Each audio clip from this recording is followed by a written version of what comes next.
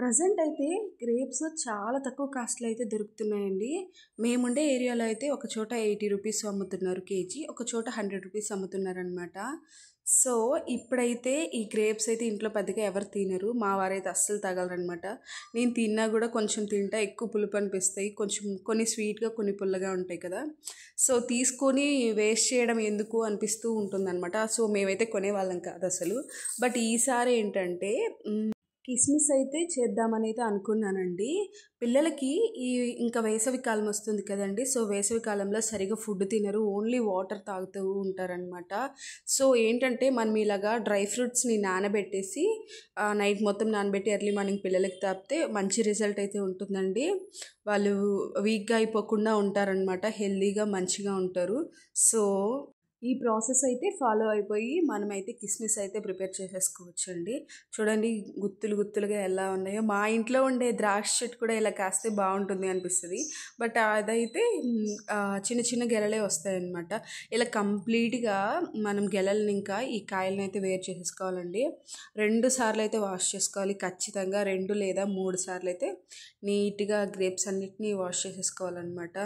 Health benefits అయితే చాలా ఉన్నాయండి. నేను పర్టికులర్గా చెప్పాల్సిన అవసరం లేదు. ఇలా పచ్చి గ్రేప్స్ తిన్నా లేకపోతే మనం కిస్మిస్లా ప్రిపేర్ చేసుకొని తిన్నా కూడా చాలా మంచిదన్నమాట.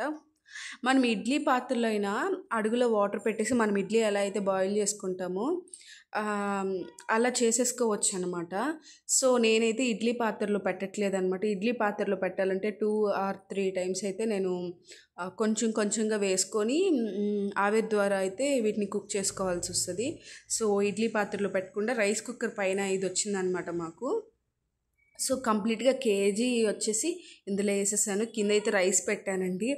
నేను చేసిన మిస్టేక్ ఏంటో తెలుసా? కింద రైస్ పెట్టి పైన గ్రేప్స్ ఇలా పెట్టాననమాట. సపరేట్‌గా వాటర్ పెట్టుండాల్సింది.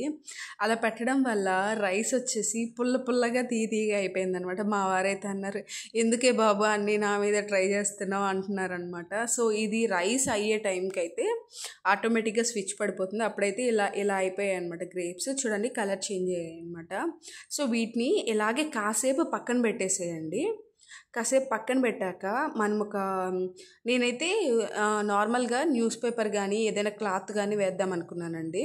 సో, న్యూస్ పేపర్ అయితే అందులో ఉండే కెమికల్స్ వచ్చేస్తాయి అనిపించింది. క్లాత్ వేసామంటే ఇది వచ్చేసి క్లాత్కి ఎక్కువగా అతుక్కుపోతుంది అనమాట. సో, డీమార్ట్ నుంచి మేము పొడులు ఏమైనా తెచ్చుకుంటాం కదండి, బియ్యపిండి శనగపిండి ఇట్లాంటివి.